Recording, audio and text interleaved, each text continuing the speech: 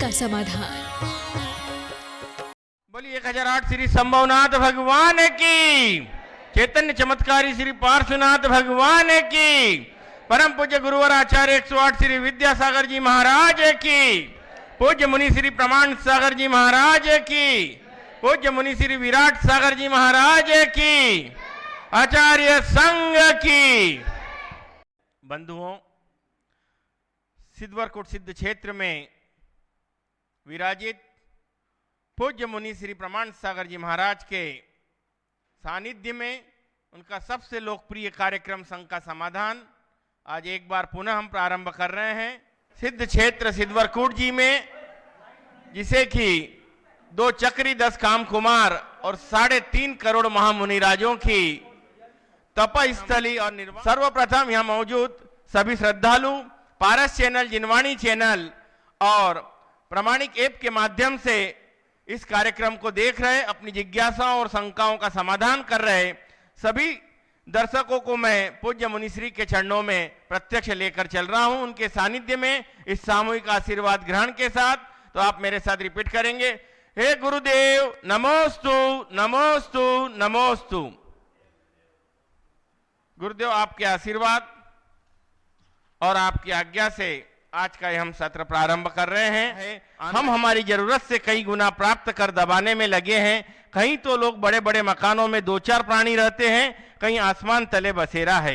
कई लोग भोजन में 2 रोटी भी नहीं खा पाते, तो कहीं लोग आधी रोटी खाकर ही गुजारा करते हैं। यह जो असमानता है उसे उसके मूल में है परिग्रह, अर्थात अत्यधिक संग्रहण की प्रवृत्ति।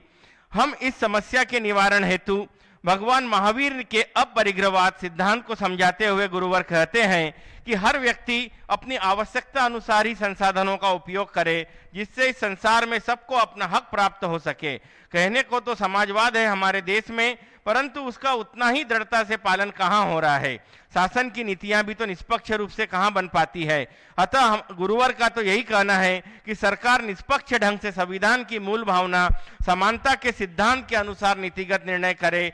साथ ही देश का प्रत्येक नागरिक अपनी स्वप्रेरणा और आत्म अनुशासन से जीवन का निर्वाह करे, तो यह आर्थिक असमानता की खाई को हम पाट सकते हैं। तो गुरुदेव के इन विचारों के संवहन को मैं आगे बढ़ाते हुए सामने उपस्थित सभी श्रद्धालु पारस चैनल, जिनवाणी चैनल और प्रामाणिक ऐप के माध्यम से अपने घर बैठे इस संघ का समाधान का लाभ ले रहे सभी श्रद्धालुओं को पूज्य गुरुदेव के पावन सानिध्य में लेकर चलता हूं इस सामूहिक आशीर्वाद ग्रहण के साथ। हे गुरुदेव नमोस्तु नमोस्तु नमोस्तु। गुरुदेव, आपकी आज्ञा और आशीर्वाद से आज के इस संघ का समाधान के सत्र को ऑनलाइन प्रश्नों के माध्यम से प्रारंभ कर रहा हूं।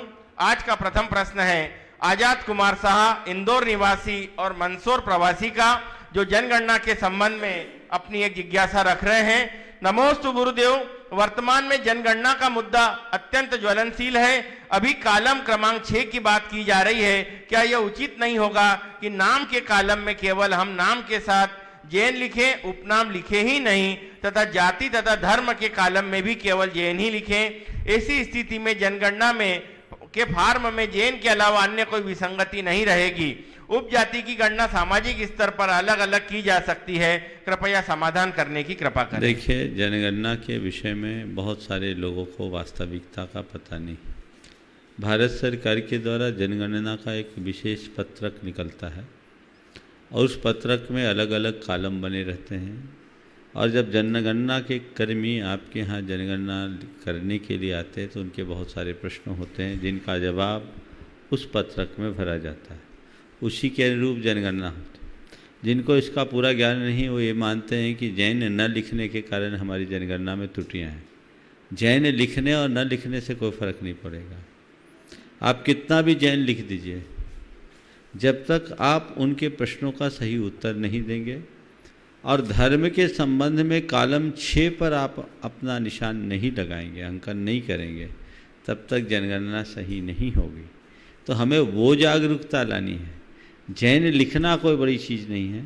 आप जैन जाति लिख देते हैं, आपको लिखना चाहिए हम जैन धर्मावलंबी हैं, और उसके कॉलम 6वें नंबर में भारत सरकार ने जैन धर्म को लिया है। पहले नंबर में हिंदू, मुस्लिम, सिख, ईसाई, बौद्ध और फिर जैन, ये क्रम है। तो इस क्रम से हमें 6वें नंबर पर स्थान है। प्रत्येक व्यक्ति को जनगणना के समय में उसका ही ध्यान देना है। इसे विशेषतया जब जनगणना की शुरुआत होगी तो आपको डेमो भी कराया जाएगा, बताया जाएगा, जनगणना के पत्रक को लेकर के एक एक बातें डिटेल में बताई जाएगी। लेकिन ये सब कार्य जब होगा तो होगा। अभी जैन जनगणना जागरूकता अभियान की जो शुरुआत यहाँ की गई है, आप लोगों को चाहिए कि आप अपने स्तर पर अपनी अपनी समाजों का जो वास्तविक आकलन है वो तैयार करें और तैयार करके लोगों तक पहुँचाएँ। सेंसस फॉर जैन्स एक वेबसाइट है और प्रमाणिक ऐप पर भी इसकी पूरी डिटेल उपलब्ध है। बाकी सब जैन जनगणना जागरूकता अभियान का अपना एक वेबसाइट बहुत जल्दी लॉन्च होगा, उसमें आप सबको डालना है और व्यक्तिगत रूप से संपर्क भी करेंगे। मैं आज इस मंच के माध्यम से ज़रूर कहना चाहूँगा, जो भी लोग इस महाअभियान के अंग बनना चाहते हैं वे अपना नाम उसमें ज़रूर डाल दें, ताकि जब इसकी टीम खड़ी की जाए तो आपको समाविष्ट किया जा सके। गुरुदेव, दिव्यांशी जैन व्रती नगरी पिंडरई से नमोस्तु करते हुए पूछ रही हैं कि उन्हें डर लगता है कि नियम कठिन है, टूट सकता है, तो उस नियम को लेना चाहिए या नहीं, और ज़्यादा दोष नियम टूटने में लगता है या उस नियम को न लेने में। महाराज जी प्लीज शंका का समाधान कीजिए। डर लगता नियम टूट सकता है तो नियम ले या न ले। ये बताओ, मकान बनाए और मकान चू सकता है कि नहीं चू सकता है? कई बार लोग मकान बनाते हैं तो चूता भी है। तो मकान बनाएंगे, मकान चू जाएगा, इसलिए मकान ही ना बनाएं क्या? ठीक है, मकान बनाएंगे और कोशिश करेंगे अच्छे से अच्छा मकान बने, और चू जाए तो रिपेयर करेंगे। नियम लेंगे तोड़ने के लिए नहीं, निभाने के लिए, और निभाने के लिए लिए गए नियम हमेशा निभते हैं, और बिना निष्ठा के लिए जाने वाले नियम कभी नहीं निभते। तो जो भी आपको नियम लेना है निष्ठापूर्वक लो, नियम को अपने लिए हितकर मान करके लो कि ये नियम मेरे लिए कल्याणकारी है, ये नियम मेरे लिए हितकर है, इस नियम के माध्यम से मैं अपना उद्धार कर सकता हूँ, मैंने खुद के लिए ये नियम लिया है। इस सोच के साथ अगर आप नियम लेंगे तो नियम निभेगा। नियम को अंतिम क्षण तक निभाने की कोशिश करनी चाहिए। नियम तोड़ना और नियम टूटना, इनमें बड़ा अंतर है। नियम बुद्धिपूर्वक तोड़ा जाता है और नियम परिस्थितियों से टूटते हैं। बुद्धिपूर्वक तोड़ना अनाचार है और टूट जाना अतिचार। टूट जाए उसका प्रायश्चित लेकर फिर से दृढ़ हो जाओ, सब ठीक हो जाएगा। परीक्षा में फेल होने के डर से परीक्षा न देना अच्छा है कि परीक्षा देकर फेल हो जाना अच्छा है? नियम टूट जाने के डर से नियम न लेना कतई अच्छा नहीं है। नियम लेने के बाद निभाओ, शायद पास हो जाओ। जो आज आपको असंभव लग रहा है कल आपको सहज लगने लगे, और वो आपके जीवन को ऊंचा उठा देगा। इसलिए नियम लेकर के आगे बढ़ो, नियम तोड़ने की बात मत सोचो। गुरुदेव नीरज जैन झारसुगुड़ा उड़ीसा से नमोस्तु करते हुए पूछ रहे हैं कि गले में हम चांदी या सोने की जो जाप्य माला पहनते हैं और उसी को पहनकर हर एक कार्य करते रहते हैं, ये कहाँ तक सही है? और शरीर से पसीना आदि भी निकलता है, तो ये जाप्य माला पहन कर रहना चाहिए या नहीं? देखिए, जाप माला में स्वर्ण को तो शुद्ध धातु माना जाता है, तो स्वर्ण है तो आप कभी भी पहन सकते हैं। मणि और काष्ठ की जाप को, मणि रत्न और काष्ठ की जाप को शुद्ध माना गया। चांदी की जाप है तो चांदी को उतना नहीं मानते, इसलिए अगर चांदी की जाप से आपको जाप करना है तो गले में न डालें। गुरुदेव ऋषिका जैन भीलवाड़ा से नमोस्तु करते हुए पूछ रही हैं कि आजकल प्राचीन मंदिर में स्थापित वेदियों में प्रतिमाओं की दिशा भी बदल दी जाती है, ऐसा क्यों? क्या समय के साथ वास्तुशास्त्र में भी कुछ परिवर्तन हो जाता है? वास्तुशास्त्र तो जो है सो है, समाज का शास्त्र बनता और बदलता रहता है। जिन्होंने मंदिर बनाया कोई ज़रूरी नहीं कि उनने सही वास्तु के ज्ञान से ही मंदिर बनाया। हमारे देश में ऐसे अनेक मंदिर हैं जिन मंदिरों को उन लोगों ने बनाया जिन्हें वास्तु का कोई ज्ञान ही नहीं था। एक समय ऐसा था जब मंदिर बनाना बड़ा चुनौतीपूर्ण कार्य था। उस समय ऐसी भी स्थिति हुई, येन केन उपाय ने मंदिर बना दो, येन केन उपाय ने भगवान विराजमान कर दो, जैसे तैसे हो जाए। आज वो स्थितियाँ हमारे साथ नहीं हैं, और वास्तु के लिए हमारे पास पर्याप्त ज्ञान है, उपलब्ध है, ग्रंथ उपलब्ध है। तो जो भी हम नया निर्माण करें वास्तु को ध्यान में रख करके करना चाहिए। मूल मंदिर में प्रतिमा की दिशा, प्रतिमा का मान, द्वार आदि सब का विधान है, छोटी छोटी चीज़ों का विधान है, हम उनको ध्यान में रख करके करें। और यदि कहीं किसी समाज में पहले से कोई ऐसा हो गया तो ऐसा तो नहीं हो सकता कि पुराने लोग गलती नहीं करते थे। पुराने लोगों के साथ भी बड़ी बड़ी गलतियां हुई है, उन्हें हम समय पा करके सुधार ले तो बहुत बड़ा फर्क पड़ सकता है। गुरुदेव मनोज जैन बेरसिया भोपाल से भावना योग कार्यकर्ता हैं, नमोस्तु करते हुए पूछ रहे हैं कि गुरुदेव बस में सफर करते समय जो व्यक्ति चालक से जितना अधिक पीछे बैठता है उसे उतने ही धक्के और झटके झेलना होते हैं। ठीक उसी प्रकार जीवन के सफर में भी जो व्यक्ति उस परम पिता परमेश्वर से जितना दूर रहता है उसे जीवन में उतने ही झटके अधिक महसूस होते हैं। तो हम प्रत्येक समय ईश्वर के समीप रहें, ऐसा क्या करें, कृपया मार्गदर्शन दें। एक ही काम करो, जब गाड़ी चलती है तो आप निश्चिंत होते हो और ये सोचते हो कि ड्राइवर हमें हमारे गंतव्य तक पहुंचा देगा, मन में किसी तरह का विकल्प नहीं हो। इसी तरह जीवन की गाड़ी, आप सही गाड़ी का चुनाव करो और कुशलता से उसमें बैठ जाओ और अपने आप को समर्पित कर दो। झटके में भी आपको आनंद आएगा, फिर ज़्यादा उतार चढ़ाव नहीं होंगे। नेह लगे रहे, नाता जुड़े रहे तो हम अपने जीवन को बहुत आगे बढ़ा सकते हैं। हमारे यहाँ कहा गया है कि अपने अहंकार को नष्ट करना है तो अपना कर्तृत्व किसी की चरणों में अर्पित कर दो। ये भक्ति का मार्ग है। जब हम अपने कर्तृत्व को किसी के चरणों में अर्पित करते हैं तो वो हमारा समर्पण बन जाता है, और जब हम कर्तृत्व से मुक्त हो जाते हैं तो हमारी बड़ी साधना हो जाती है। कल्याण का दोनों मार्ग है, समर्पण का मार्ग भक्ति का मार्ग है, साधना का मार्ग है, ज्ञान का मार्ग है। या तो तुम अपने सारे कर्तृत्व को ही खत्म कर दो, मेरे अंदर किसी का पर का कोई कर्तृत्व ही नहीं, मैं स्वयं का करता हूँ, ये साधना का मार्ग है, ये ज्ञान का मार्ग है। और ये संभव नहीं है तो अपने कर्तृत्व को किसी एक आदर्श के चरणों में अर्पित कर दो, चाहे वो प्रभु हो, परमात्मा हो, प्रकृति हो, गुरु, उनके चरणों में अर्पित कर दो। तुम्हारा अहंकार छूट जाएगा, मैं करने वाला नहीं हूँ। और जैसे अहंकार छूटता है वहीं समर्पण का जन्म होता है, जो हमारे क्षुद्र अस्तित्व को विराट बनाने में सहायक बनता है। गुरुदेव प्रियंका जैन भोपाल से नमोस्तु करते हुए पूछ रही हैं कि कहते हैं कि रिश्तों को बचाना हो तो जवाब मत दो और चुप रहना सीखो, परंतु अगर कोई हमारी इंसल्ट करे या उस गलती के लिए हमें सुनाए जो हमने की ही नहीं तो हमें अपनी सफाई देना चाहिए या फिर चुप रहना चाहिए, कृपया समाधान। जो गलती आपने की नहीं उसके बारे में सुनाए तो आप सुनो क्यों? इसका मतलब आपने की है, आप उसको स्वीकार कर रहे हैं। मेरी राय में तो बिल्कुल इग्नोर कर देना चाहिए, बल्कि इग्नोर ही करना चाहिए। ऐसी गलतियों के प्रति बिल्कुल रंच मात्र प्रभावित नहीं होना चाहिए। यदि हम उनसे अप्रभावित रहेंगे तो उसके परिणाम अपने आप अच्छे आएंगे। हम नज़रअंदाज कर दे थोड़ी देर के लिए, ठीक हो जाएगा। आप सोचते हैं कि नहीं हम चुप रहेंगे तो ये हमारी कमजोरी होगी, तो मैं आपसे कहता हूँ बोल देने से क्या होगा?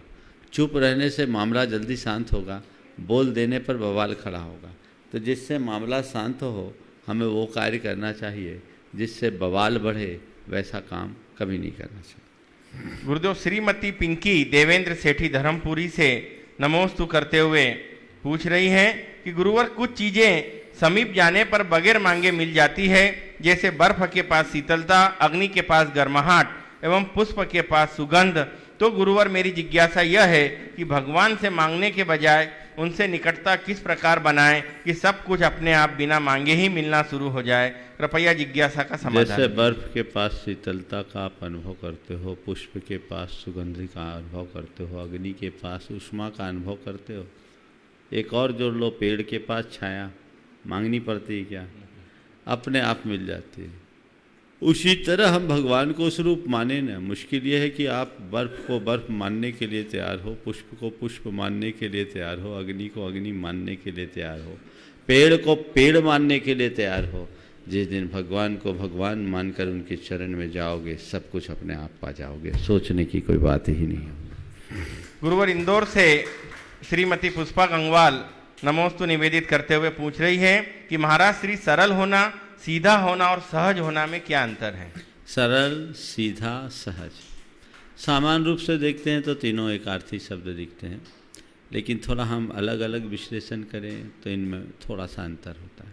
सरल होने का मतलब है मन में किसी भी प्रकार की गांठ न होना, ये सरलता की प्रतीक है। कुटिलता का अभाव सरलता है। सहज होना यानी दुह प्रसंगों और व्यवस्थाओं से प्रभावित न होना। जीवन में जो भी घटनाएं हों, दुर्घटनाएं हों, दुप्रसंग घटे, दुर्व्यवहार हो, उससे प्रभावित ना होना, अपने आप को अप्रभावित रखना, किसी भी प्रकार का निमित्त आए प्रभावित ना होना, चाहे लाभ का हो या नुकसान का हो, प्रशंसा की बात हो या निंदा की बात हो, जन्म की बात हो या मरण की बात हो, संयोग की बात हो या वियोग की बात हो, हार की बात हो या जीत की बात हो, सब में स्थिर बने रहना, उससे अप्रभावित रहना सहजता है। और सीधा मनुष्य के भोलेपन को प्रकट करता है, यानी हमारे अंदर ज़्यादा उग्रता न होना, शांत रहना, चीज़ों को सहन करने की क्षमता रखना, छोटी मोटी बातों को नज़रअंदाज कर देना, अपने मन को उग्र न बनने देना, ये सीधेपन की पहचान है। तो तीनों अलग अलग है। जो सरल होगा उसके अंदर सहजता बड़े आसानी से आएगी, और जो सरल और सहज होंगे वो सीधे भी बन सकते हैं। सीधापन कई बार स्वभावतः मनुष्य के अंदर प्रकट हो जाता है, लेकिन सरलता और सहजता हमें पुरुषार्थपूर्वक घटित करनी पड़ती है। ये बात बहुत ध्यान देने की है। कई लोग होते हैं जो बड़े सीधे होते हैं, न काहू से दोस्ती न काहू से बैर, उनको आप कितना भी कुछ भी बोल दो उनको कोई फ़र्क नहीं पड़ता। ये सीधेपन की पहचान है। ये सीधा होना पुरुषार्थगत भी है और स्वभावगत भी है। तो सीधा हो जाना बहुत बड़ी बात नहीं है, बल्कि कभी कभी ऐसा सीधापन मनुष्य के लिए नुकसानदेह भी बन जाता है। लेकिन सहज होना और सरल होना ये पुरुषार्थगम है। सीधा होने के बाद हम सहज बने, हमारी पुरुषार्थ उसमें सफलता है। बहुत सारे ऐसे लोग हैं जो कभी सीधे नहीं रहे, लेकिन जब जीवन की दिशा बदली उनमें सीधापन भी आया और सहजता भी आई, सरलता भी आई। इनको साथ लेकर के चला जा सकता है। गुरुदेव, मुंबई से चंचल बोबड़ा नमोस्तु करते हुए पूछ रहे हैं कि धर्म क्रिया का नाम है या आचरण का? देखिए, धर्म न क्रिया है न आचरण। धर्म तो एक भाव है जो हमारी आत्मा के शांत सहज परिणाम का नाम। हाँ, उस स्वभाव को प्राप्त करने के लिए किए गए आचरण को हम धर्माचरण कहते हैं। जो क्रिया और आचरण की बात है वो धर्माचरण है, धर्म नहीं। हाँ, धर्म तक पहुँचने का माध्यम है वो। हमारे मन का शांत सहज परिणाम, मोह छोह विहीनो परिणामो अपनोहु समो, मोह और क्षोभ से रहित आत्मा का जो परिणाम है वह धर्म है। समझ गए?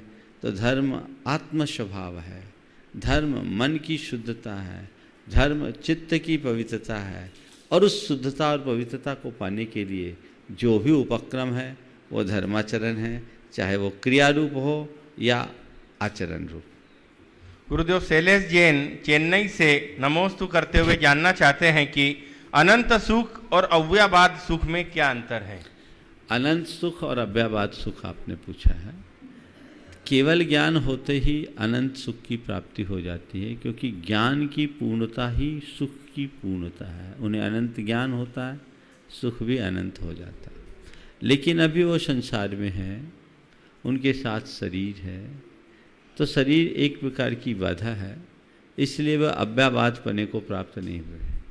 जब शरीरातीत सिद्ध हो जाते हैं तो अव्ययवादत्व को वो प्राप्त करते हैं। तो सिद्धों को अव्ययवाद सुख होता है, अरिहंतों को अनंत सुख प्राप्त हो जाता है। गुरुवर, प्रिया जैन चेन्नई से नमोस्तु करते हुए जानना चाहती हैं कि मंत्र आदि से जो विद्याएं सिद्ध होती है, जैसे परीक्षा में पुष्पदंत और भूतबली महाराज ने सिद्ध की थी, ये कौन जीव होते हैं और मंत्र से क्या इनका आह्वान होता है?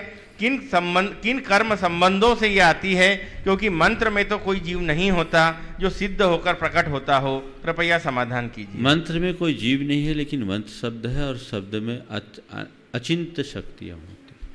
शब्द की जाप की जाती है, बार बार आहुति दी जाती है, तो उस आवृत्ति के परिणाम स्वरूप एक विशेष प्रकार की ऊर्जा का प्रस्फोट होता है, और वो ऊर्जा की तरंगें उससे जुड़े हुए दिव्य शक्तियों को प्रभावित करती हैं, जिससे वे खिंचे हुए चले आते हैं। आम शब्दों में बोलूं, वो वशीभूत हो जाते हैं। तो हर मंत्र है, हर मंत्र के अनेक अधिष्ठात्री देवी देवता होते हैं, और जिनका उन मंत्रों के प्रति अनुराग होता है, जो उस मंत्र की साधना करते हैं, मंत्रानुराग के कारण वे भी उससे प्रभावित हो जाते हैं और उनके चरणों में उपस्थित हो जाते हैं, जिसे विद्या के रूप में भी माना गया, शक्ति के रूप में भी माना गया। भारत की संस्कृति में एक बहुत बड़ा समुदाय था जिसे विद्याधर कहा जाता था। जैन साहित्य में इनका वर्णन होता है। विद्याधर विशेष मनुष्य थे, वो हमसे ज़्यादा उच्च टेक्नोलॉजी वाले थे, हाईटेक मनुष्य थे। उनके पास सारे संसाधन थे और उनमें जन्मजात कुछ विद्याएं होती थी, तो कुछ विद्याएं वो जन्म से प्राप्त करते थे और कुछ विद्याओं को वो सिद्ध करते थे। उन्हें अपनी विद्याओं की सिद्धि करने के लिए ज़्यादा कठिनाई नहीं होती थी, थोड़ी सी साधना में विद्या को सिद्ध कर लेते थे और विद्या के बल पर अपने जीवन का वो निर्वाह करते थे।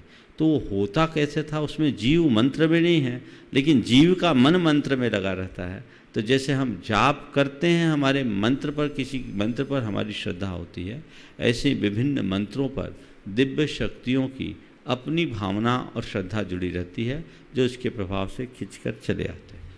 गुरुदेव, अजमेर से परम गुरु भक्त प्रकाश जी पाटनी नमोस्तु करते हुए पूछ रहे हैं कि महाराज श्री, जब हम किसी से जलते हैं या चिढ़ते हैं तो यह हमारी कमजोरी होती है, और जब हम किसी को चिढ़ाते हैं या जलाते हैं तो यह हमारा अहंकार होता है। अक्सर ये दुर्गुण देखने में आते हैं। तो महाराज श्री, क्या भावना योग के माध्यम से इस प्रकार की कमजोरी व अहंकार को दूर किया जा सकता है? देखिए, चिढ़ना और चिढ़ाना दोनों हमारे अंदर के नकारात्मक आवेग है, चाहे वो ईर्ष्या रूप हो या अहंकार रूप हो। ईर्ष्या के कारण चिढ़ते हैं और अहंकार के कारण चिढ़ाते हैं। ये दोनों नकारात्मक आवेग हैं और जब तक मनुष्य के चित्त पर ऐसे आवेग हावी रहते हैं, वो अपने जीवन की सहजता को प्राप्त नहीं करते। आपने पूछा है क्या भावना योग से इसका निवारण संभव है? सहज संभव है। भावना योग के बल पर हम इसे बड़े आसानी से ठीक कर सकते हैं, दूर कर सकते हैं, क्योंकि भावना योग में सब प्रकार की सकारात्मकता का संचार होता है। हम अपने अवचेतन मन पर कुछ ऐसे कमांड दे देते हैं जो हमें हमारी नकारात्मकता से दूर करता है। मुझे सहज रहना है, शांत रहना है, सकारात्मक रहना है, ये बार बार हम दोहराए, आवृत्ति करें, तो कुछ ही दिनों में हम पाएंगे कि मेरे मन में इन सब बातों पर का असर नहीं पड़ता, मेरी रुचि कम हो जाएगी। जिन चीज़ों के पीछे लोग बार बार परेशान होते थे, वो चीज़ें कम हो जाएगी। मेरे संपर्क में अनेक लोग हैं जिन्हें बताया कि ये करने के बाद मुझे फ़र्क आया है। आप पूछ रहे हो भावना योग का इस पर क्या लाभ होगा? 100% लाभ होगा, इसमें कुछ भी सोचने की बात नहीं है। केवल इच्छा जगाकर भावनापूर्वक इन्हें नित्य करने भर की देर है। आप कीजिए, बहुत लाभ होगा। गुरुदेव, नितिन शेफाली जी अजमेरा यूएसए से नमोस्तु करते हुए पूछ रही हैं कि गुणायतन के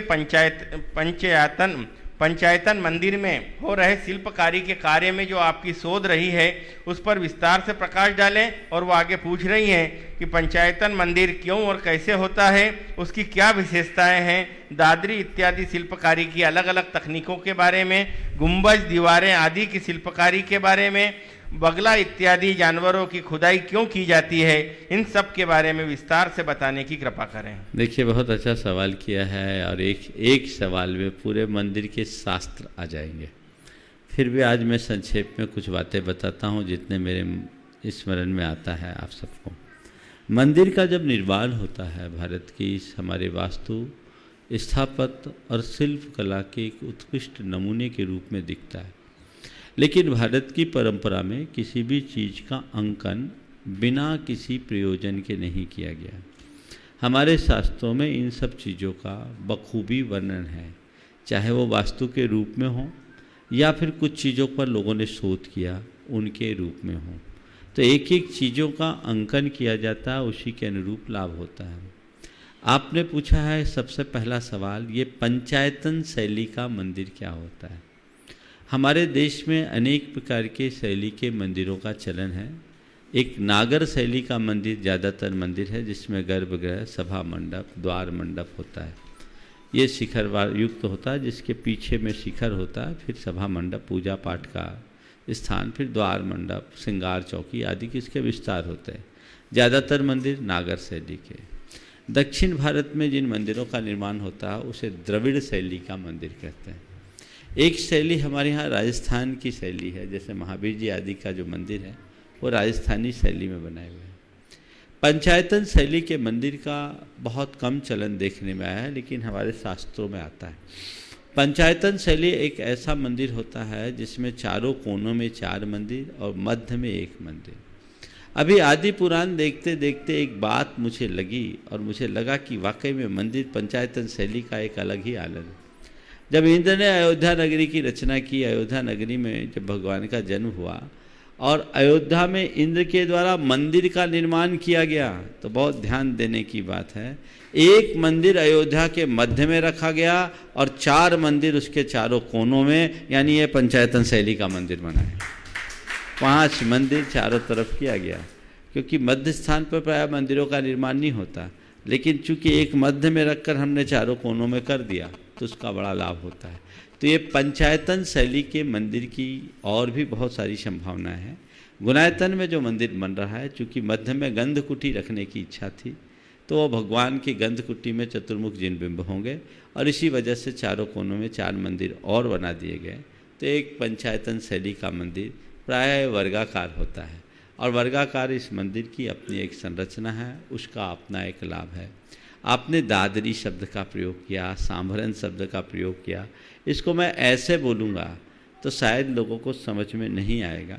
इसको तो विधिवत डिस्प्ले करके कि जो चीज़ मैं बोल रहा हूँ आपको स्क्रीन पर दिखे तो ज़्यादा लाभ रहेगा। सुभाष जी ने इस पर पूरी एक पुस्तक विवरणिका तैयार की है और उसमें इन सब चीज़ों का डिटेल वर्णन है। उन वर्णनों में आप इसको देख सकते हैं। हमारे यहाँ देखिए कुछ चीज़ें ऐसी हैं, जैसे एक शब्द आया बागला। अब मैं बागला बोलूँगा तो आप लोगों को सिर से निकल जाएगा, वो चित्र सामने होने चाहिए। पर एक ऐसी आकृति होती है जैसे चीन का ड्रैगन होता है ना, उस तरह की आकृति, एक समुद्री जलजीव है। उस बागले की आकृति को क्यों रखा जाता है? बोले वो अगर कहीं मंदिर आदि में अंकित हो जाते हैं तो किसी भी प्रकार की नकारात्मक शक्ति वहाँ प्रविष्ट नहीं करती। इसी तरह अन्य अनेक आकृतियाँ हैं जिनका वहाँ निर्माण किया जाता है, पर वो बेहतर तभी होगा जब हम उनको सचित्र आपको बताएं, समझ में आए।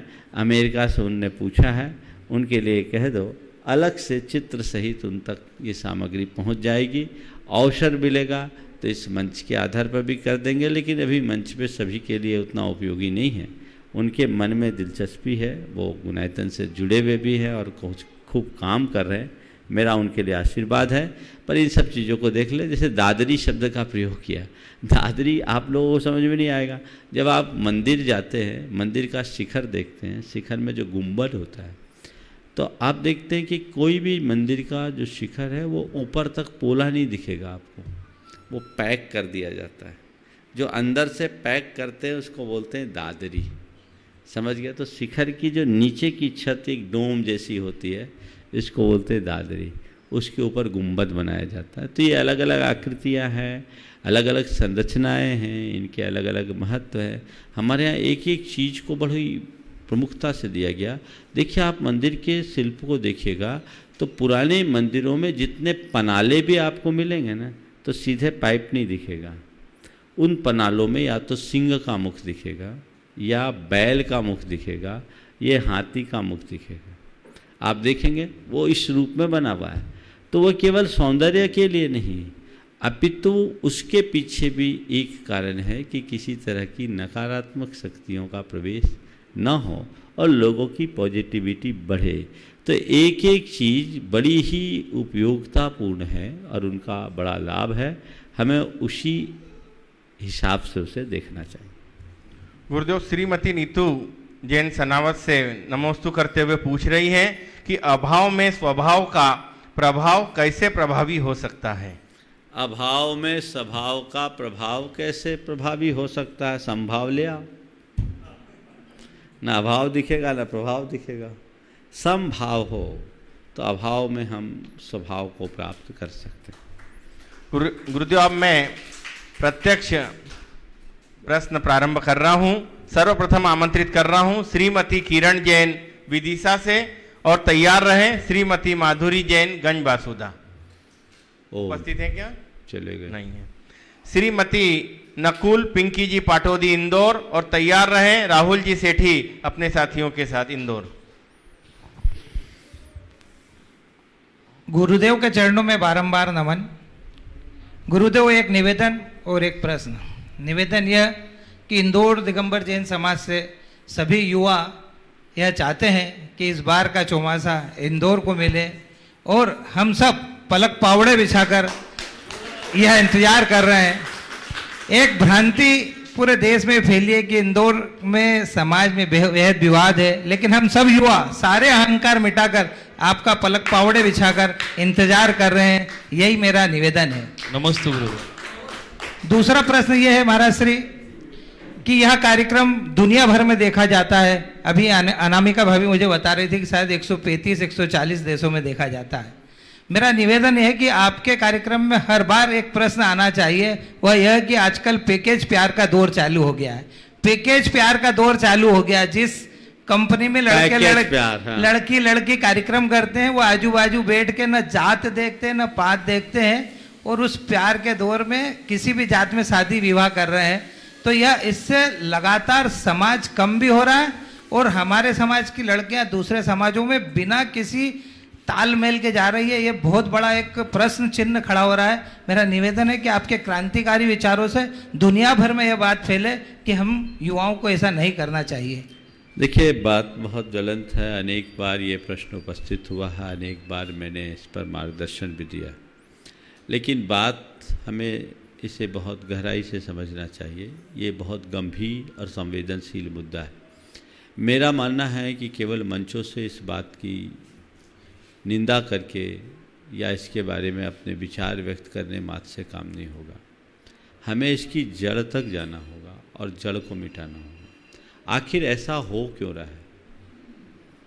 आपने प्रारंभ से अपने बच्चों को उनके जीवन की सीमाओं का बोध नहीं कराया। ज़रूरत से ज़्यादा लिबर्टी देना, उच्च शिक्षा के नाम पर बाहर भेजना, सह शिक्षा करना और उन्हें पूर्णतः आज़ादी देना, दोस्ती के नाम पर मर्यादा विहीन आचरण को भी स्वीकार करते जाना, अगर समय पर बच्चों को कुछ कहा जाए तो कुछ नहीं सोचना, बच्चों के मोबाइल और अन्य माध्यमों से लोगों से किस तरह के संपर्क है इनका बिल्कुल विचार नहीं करना, उनके अंदर की चेतना को इस विषय में जागृत नहीं करना, ऐसे कुछ कारण हैं जिनके कारण इसे रोक पाना बड़ा कठिन हो रहा है।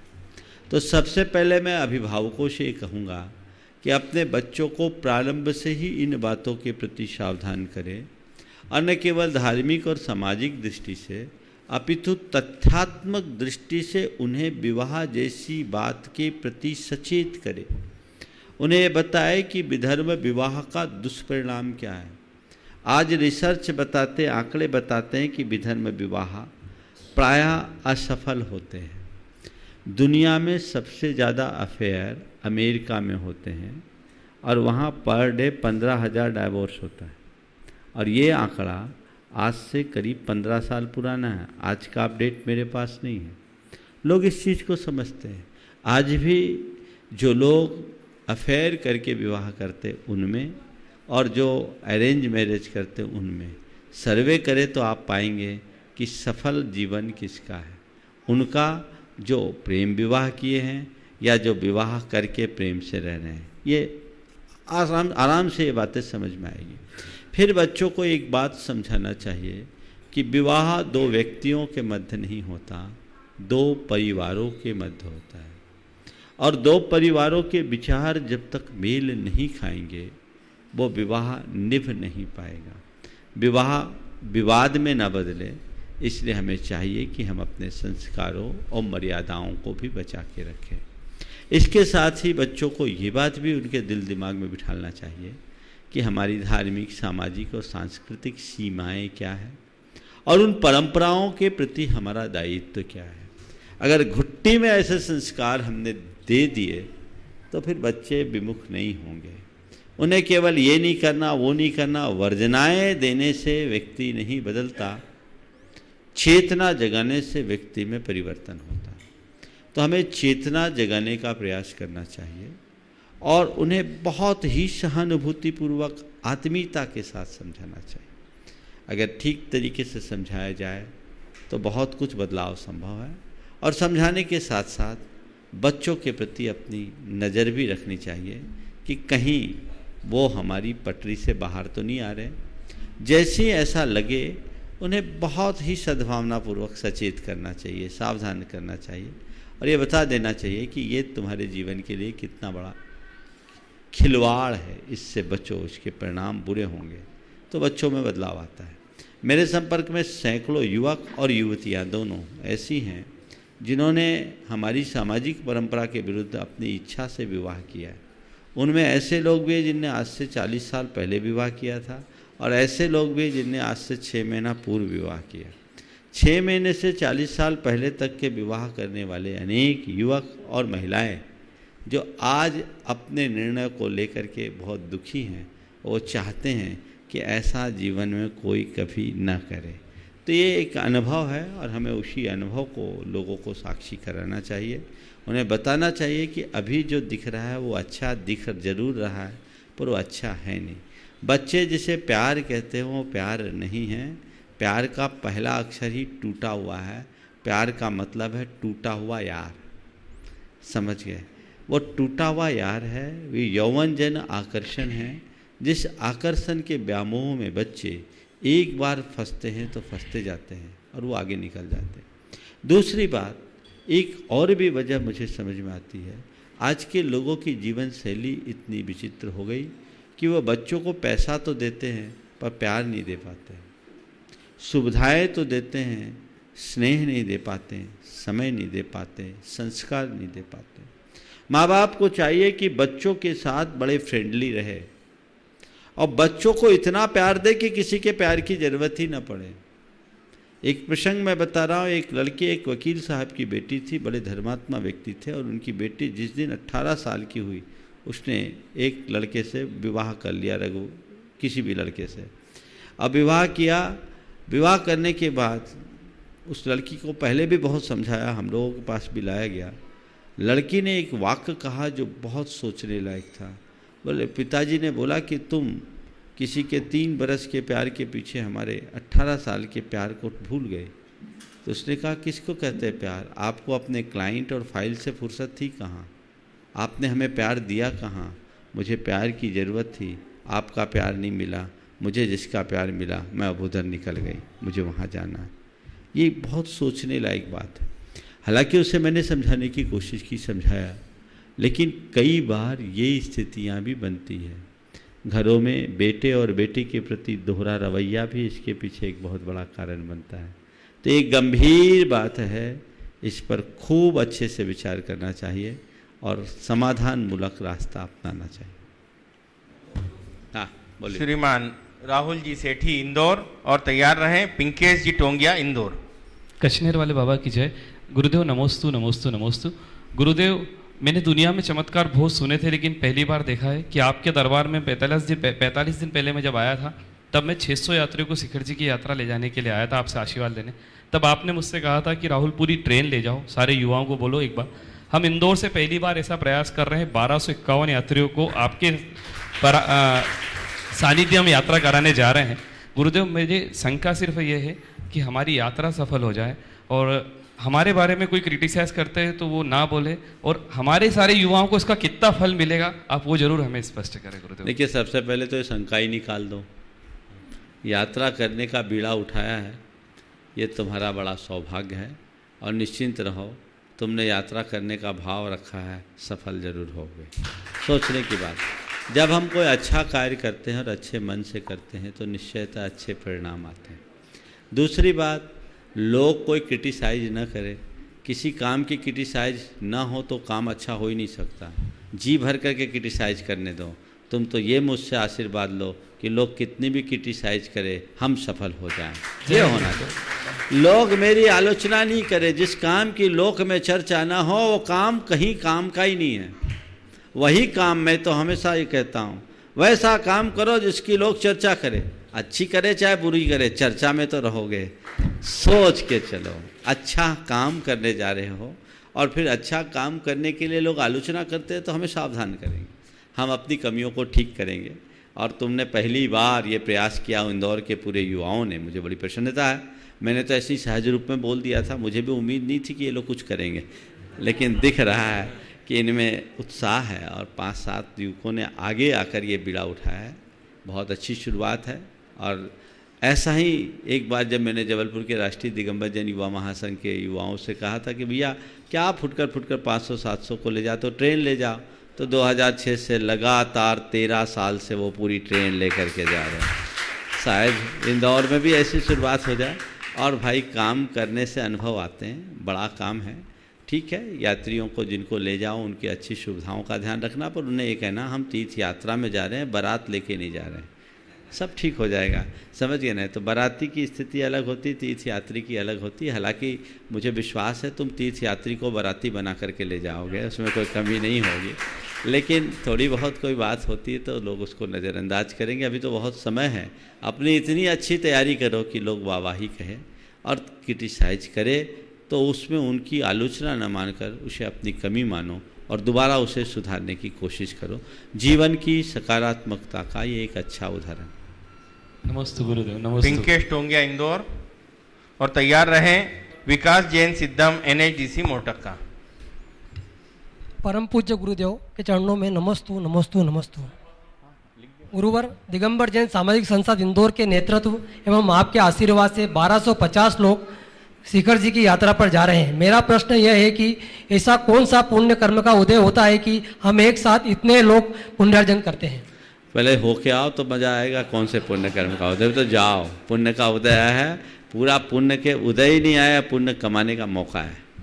आशीर्वाद। विकास जैन सिद्धम NHDC मोटक्का और श्रीमती अनामिका मनोज जी बाकलीवाल ट्रस्टी गुणायतन इंदौर। गुरुवार के चरणों में मेरे और मेरे परिवार की ओर से नमोस्तु नमोस्तु। गुरुवार, मेरा प्रश्न यह है कि जब हम किसी शुभ कार्य हेतु घर से निकलते हैं तभी बिल्ली का रास्ता काटना अथवा छींक आना या किसी अंग का फड़कना किसी अपशकुन का संकेत होता है? अरे शकुन अपशकुन क्या होता है पहले से ये समझो। किसी ने छींक दिया इसलिए तुम्हारा नुकसान हुआ, बिल्ली ने रास्ता काट दिया इसलिए तुम्हारा नुकसान हुआ, ये सब बातें गलत है। ये तो एक शास्त्र है निमित्त का, जिसे शकुन बोला। शकुन का मतलब होता है मुख्य रूप से पक्षी आदि। रूढ़ हो गया है कुछ चीज़ों में, लेकिन जैसे छींक दिया इसका तात्पर्य क्या है? यानी थोड़ा सावधान हो जाओ, अभी तुम्हारा समय चक्र गलत है और थोड़ा टाइम टाल के निकलो। ये इस बात का प्रतीक था कि तुम किसी कार्य के लिए जा रहे हो तो वो तुम्हें एक प्रकार सा पहले से प्रिडिक्शन है, सावधान हो जाओ तो टाल सकते हो। शकुन शास्त्र जब मैं पढ़ रहा था तो मैंने पढ़ा और पढ़ने के बाद सोचा नहीं पढ़ता तो ज़्यादा अच्छा होता। क्यों? जितनी बातें पता नहीं थी वो पता हो गई। अभी तो बिल्ली रास्ता काटने की बात थी, अभी तो छींक आने की बात थी। अब जब शकुन शास्त्र को पढ़ा तो बिल्ली से ज़्यादा तो कुत्ते की बात है। उसमें लिखा कुत्ता, आप कहीं जा रहे हैं तो कुत्ता सामने से रोटी लेकर के आ रहा। अच्छी बता देता हूँ, बुरी तो बताऊंगा नहीं, तुम लोग परेशान हो। आप किसी यात्रा में जा रहे हो, कहीं जा रहे हो, सामने से कुत्ता आ रहा, मुंह में रोटी लेके आ रहा है, समझ लो 100% सक्सेस। और फिर मैंने 2-4 प्रैक्टिकल भी किया, देखा कि निमित्त सही है। मुंह में रोटी लटकाए हुए कुत्ता सामने से आ रहा है। इसी प्रकार कई और भी हैं। कुत्ता अपनी गर्दन धुन रहा है तो क्या होगा, कुत्ता अगर कान खुजा रहा है तो क्या होगा, दाहिने कान को खुजा रहा है तो क्या होगा, बाएं कान को खुजा रहा है तो क्या होगा, कौवा आ गया तो क्या होगा, बहुत सारी चीज़ें ऐसी है। तो मैंने आपसे कहा ना कि मैंने सोचा नहीं पढ़ता तो अच्छा। हालांकि उसमें एक विशेष बात बताई कि प्रथम बार अपशगुन हो तो 8 उच्छ्वास तक रुक जाओ, दूसरी बार हो तो 16 उच्छ्वास, और लगातार 3 बार हो जाओ तो अपने यात्रा को रोक दो। ये चीज़ें हैं। तो हमें क्या दिखे, अगर ऐसा कुछ दिखता है भगवान का नाम लो, नमोकार जप लो, थोड़े क्षण रुक जाओ, सब रास्ता ठीक हो जाएगा। समझ गए? अब एक बार मुझसे किसी ने बोला महाराज मैंने सुबह सुबह गधा देख लिया, क्या होगा? गधे का क्या होगा? महाराज मैंने सुबह सुबह गधा देख लिया, मेरा क्या होगा? हम बोले तेरी तू जान, उसको तो दिन भर खटना पड़ेगा। समझ गए? इसलिए इनमें ज़्यादा लकीर के फ़कीर बनना ठीक नहीं। नमोस्तु गुरु। श्रीमती अनामिका जी मनोज बाकलीवाल, ट्रस्टी गुणायतन इंदौर, और तैयार रहें श्रीमती रेखा जी बंडी इंदौर। गुरुदेव के चरणों में त्रिकाल नमोस्तु नमोस्तु नमोस्तु। गुरुदेव, देखने में आता है, सब जानते हैं कि सिक्के के दो पहलू होते हैं, सिक्के के दो पहलू होते हैं, और हमारा धर्म भी अनेकांतवाद को मानता है। लेकिन अक्सर ये भी देखने में आता है कि जो बहुत ज़्यादा ज्ञानी होते हैं वो ये सोचते हैं कि जो मैं कहता हूँ, जो मैं करता हूँ वही सही है, और पारिवारिक विवाद के कारण भी यही ज़्यादा होते हैं। तो गुरुदेव हमारी शंका का समाधान करें कि हकीकत में है क्या? जो ये कहता है कि जो मैं कहता हूँ वही सही है, उसकी बात कभी भी सही नहीं। एक युवक ने एक बार विनोबा जी से पूछा कि बाबा मुझे समझ में नहीं आता, मैं जो कहता हूँ सही कहता हूँ फिर भी लोग उसे नहीं मानते। विनोबा ने कहा क्या तुम जो कहते हो इस पर कायम हो कि मैं जो कहता हूँ वह सही ही है? हाँ, मैं जो कहता हूँ वही सही है। बोला अच्छा ये बताओ हिमालय किधर है? उनने जवाब दिया उत्तर में। हिमालय किधर है? जवाब दिया उत्तर में। विनोबा ने पलट करके पूछा बताओ यही सवाल किसी चीन के आदमी से पूछा जाए तो क्या जवाब होगा? कहा दक्षिण में। तो बोला अब तुम ही बताओ, तुम ये कहते थे कि मैं जो कहता हूँ वो सही है, ये कितना सही है? मेरी बात सही है, ये सही हो सकती है, पर केवल मेरी ही बात सही है, ये आग्रह दुराग्रह बनती है जो मनुष्य को हमेशा लड़वाती। इस आग्रह की वृत्ति से उठना चाहिए और हमें समन्वयात्मक दृष्टिकोण रखना चाहिए, अपने चिंतन को व्यापक और विशाल बनाकर चलने की कोशिश करनी चाहिए।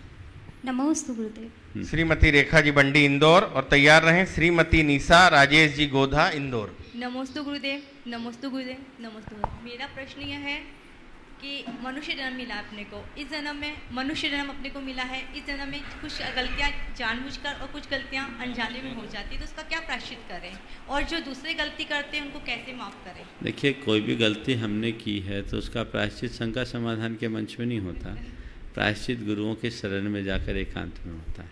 तो जब हम अपना कोई बड़े पाप हमसे हुए, छोटे मोटे पाप को तो भगवान के समक्ष जा कर के अपनी निंदा ग्रह कर लो और आलोचना करके क्षमापना कर लो, लेकिन जो बड़े पाप, खासकर हमारे व्रतों से जुड़े हुए 5 पापों से जुड़े हुए पाप हुए, उनके विषय में गुरुओं के पास जाकर उनसे समय मांगकर अपना आत्मनिवेदन करना चाहिए और उनकी कठोर से कठोर प्रायश्चित लेकर के शुद्धि करनी चाहिए। प्रायश्चित एक तप है, उसे सार्वजनिक रूप से नहीं दिया जाता। दूसरी बात आपने पूछा है कोई हमसे कोई दूसरा हमारे प्रति गलती करे तो क्या करें? क्षमा करो, हमारा धर्म तो क्षमा करने। श्रीमती निशा राजेश गोधा इंदौर, और तैयार रहें संस्कार जैन दमोह। नमोस्तु नमोस्तु नमोस्तु। सपने हमें एहसास कराते हैं कि हम आज भी अपने जीवन में अपार खुशियाँ ला सकते हैं। क्या इंसान अपने दृष्टिकोण में बदलाव लाकर अपने भविष्य को सुनहरा बना सकता है? 100%। मनुष्य का दृष्टिकोण ही उसके भविष्य को सुनहरा बनाता है। सपने के आधार पे? सपने भी, बशर्ते वो स्वप्न हो, दुस्वप्न ना हो। मनुष्य सपने कम देखता है, दुस्वप्न ज़्यादा देखता है। हम सपने को यथार्थ के धरातल के साथ जुड़े, यथार्थ के धरातल के साथ जुड़े हुए सपने साकार होते हैं, और यथार्थ को भुलाकर केवल कल्पना लोक में विचरण करने वाले जो सपने होते हैं वो सपने नहीं, दुस्वप्न होते हैं जो मनुष्य को कहीं का नहीं रहने देते। तो हम अपने पृष्ठभूमि को देख करके काम करें, और हमने अगर अपना दृष्टिकोण थोड़ा सा बदल लिया तो ये तय मान करके चलना चाहिए कि वो हमारे जीवन के सुनहरे पल की भाव भूमिका तैयार करने वाले हैं।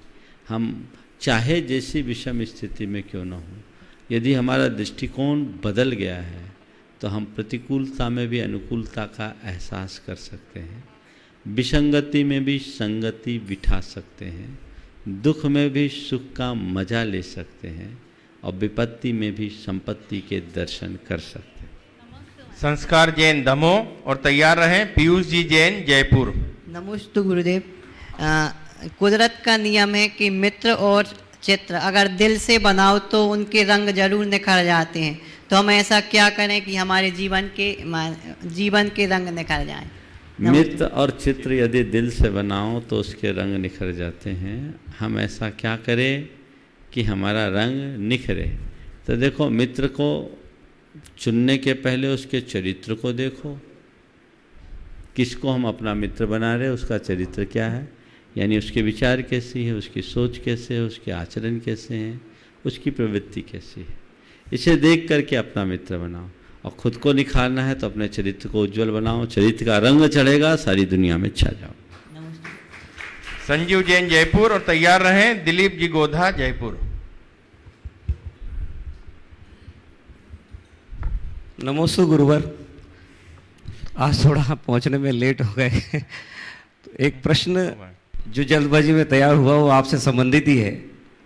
शिष्य का बहुत सालों बाद अगर गुरु से मिलन हो तो वो क्षण कैसा होगा और शिष्य को उसकी अनुभूति किस तरीके की होगी? देखिए, गुरु और शिष्य का जो मिलन होता है, प्राय लोग भौतिक मिलन को ही मिलन मानते हैं। मेरी राय में गुरु और शिष्य का कभी बिछो होता ही नहीं, तो मिलन की बात क्या करें। गुरु शिष्य का कभी बिछो नहीं होता, क्योंकि उनका भावनात्मक जुड़ाव एक दूसरे से बना रहता है।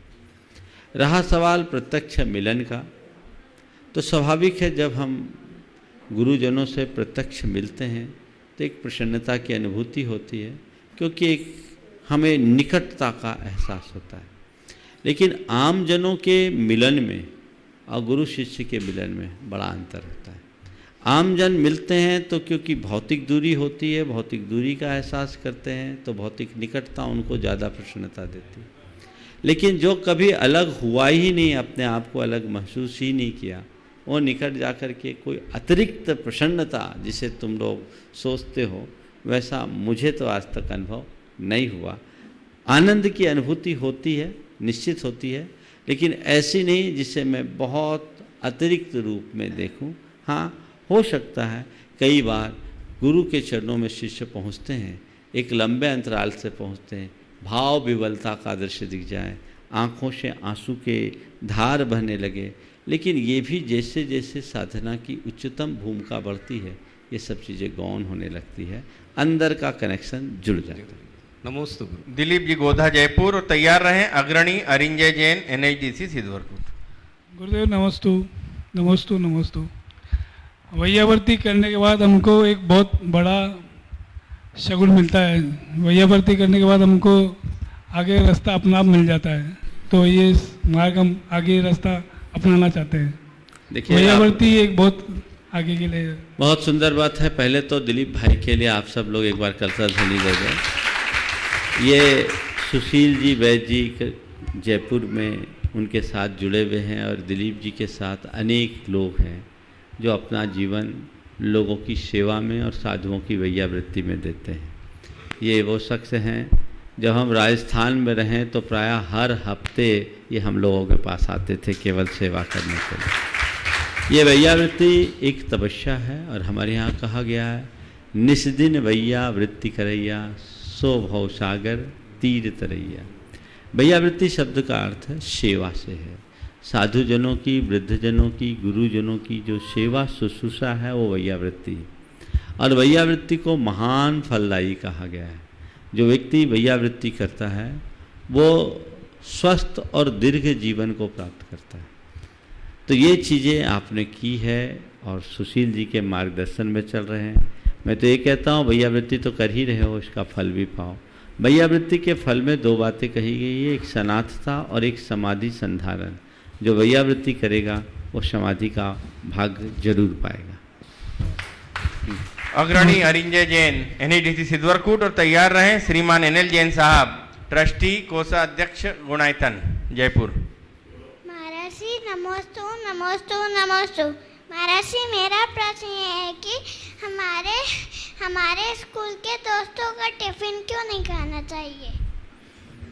देखो, दोस्तों के टिफिन खाने का मना नहीं, लेकिन जो दोस्त नॉन वेज लाते हैं, सुनो, नॉन वेज लेकर आते हैं, अपन नॉन वेज खाते हैं क्या? हाँ, नहीं खाते ना।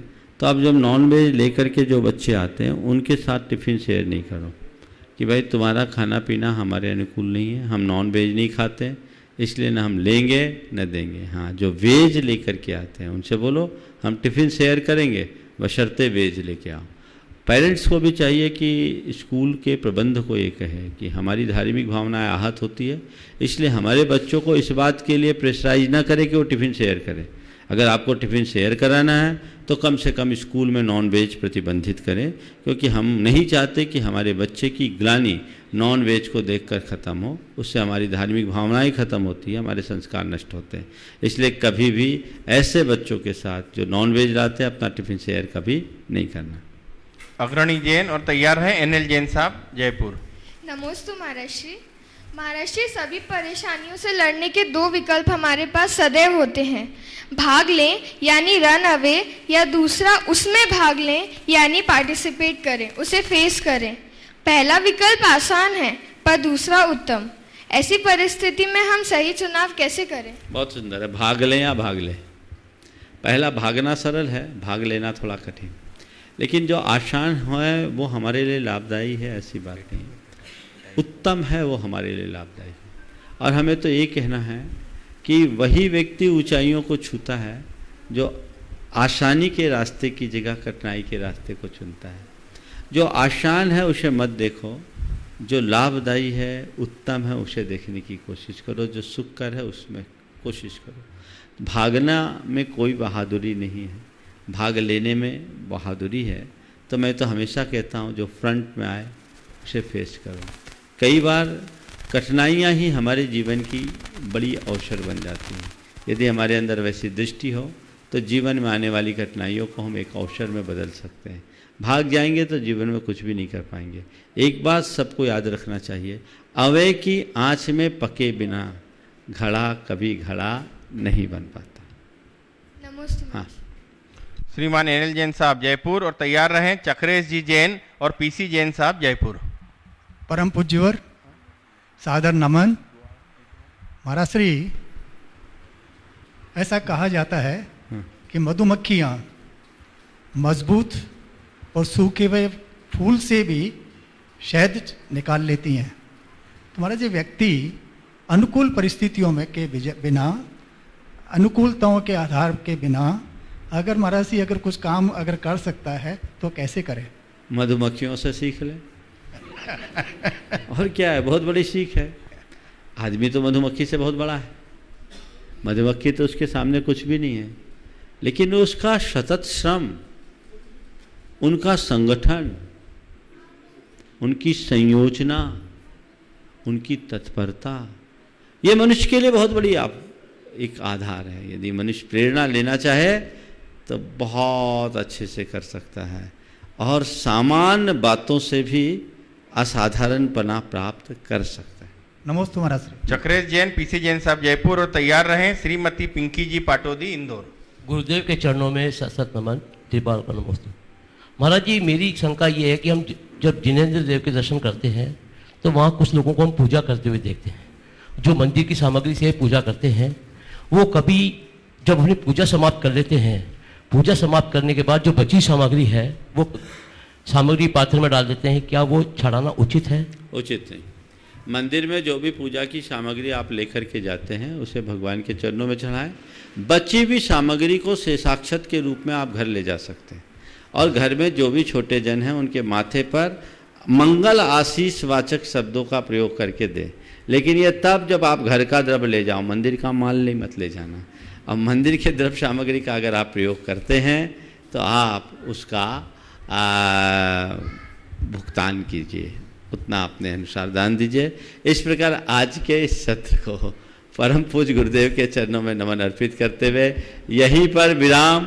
बोलिए परम पूज्य आचार्य गुरुवर श्री विद्यासागर जी महाराज। पूज्य मुनि श्री प्रमाण सागर जी महाराज की।